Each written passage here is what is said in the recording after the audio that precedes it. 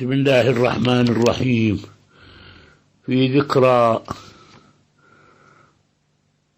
مثال القداسة والورع والتقى فقيد العلم والعمل الصالح، سماحة آية الله العظمى الفقيه المقدس المرجع الديني الكبير الميرزا الشيخ جواد التبريزي النجفي قدس الله نفسه وطيب رمسه.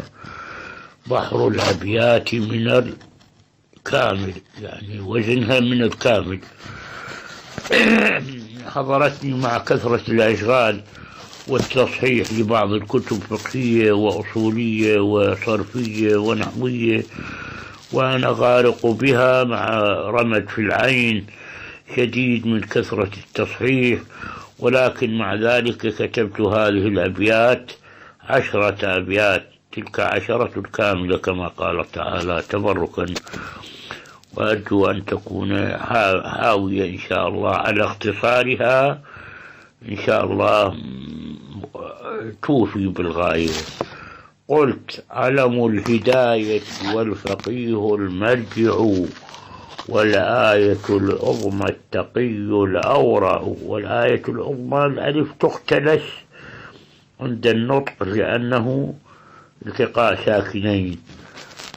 علم الهداية والفقيه المرجع، والآية العظمى التقي الأورع.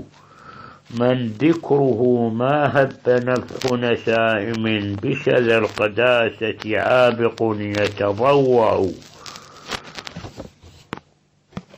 من ذكره ما هب نفح نسائم، بشذا القداسة عابق يتضوع. فجواد أعلام الفقاهة لم يزل، باسم له سفر المفاخر يسطع. آثاره للدارسين مناهل، يروى بهن السابر المتطلع. من سبر وتطلع اسم فاعل، يروى بهن السابر المتطلع. نعم. بحر العلوم، أي هو بحر العلوم، بحر العلوم المستفيض بمده، لله بحر بالجواهر مترع. تورية كتاب الجواهر. والمبهمات من الشريعة إن دجت، فإليه في كشف الغطاء المفزع. فيها تورية بكتاب كشف الغطاء عن مبهمات الشريعة الغراد الشيخ الأكبر الشيخ جعفر كشف. والمبهمات من الشريعة انتجت، وإليه في كشف الغطاء المفزع. بولاء آل محمد نال المنى، إذ هم وسيلة من بهم يتشفع.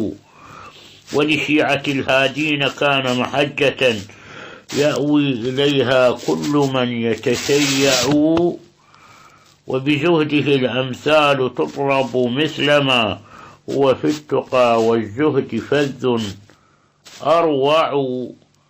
ذيك الأولى أورع، هاي أروع. وبزهده الأمثال تطرب، مثلما هو في التقى والزهد فذ أروع.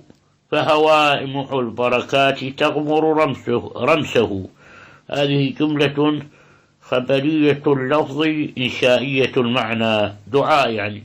فهوامع البركات تغمر رمسه، ما باسمه الميمون صنف مسمع.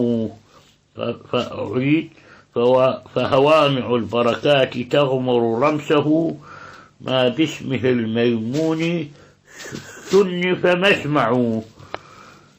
أرجو أن يقرأها أو يسمعها سماحة حجة الإسلام المسلمين مدرس الحوزة العلمية يقوم سماحة الأستاذ الشيخ جعفر نجل فقيد الغالي، وأن يسمعها صديقنا والأخ العزيز الأخ في الله تعالى ولدنا سماحة العلامة العبقري الشيخ علي التبريزي النجفي، دامت بركاتهما وأرجو أن يضبطها بالحركات الشيخ علي حفظه الله.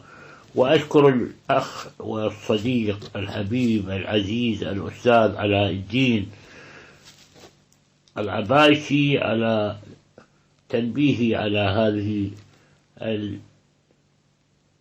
المأثرة في رثاء شيخ الأمة ووارث علوم الأئمة رضوان الله تعالى عليه. والسلام عليكم ورحمة الله وبركاته.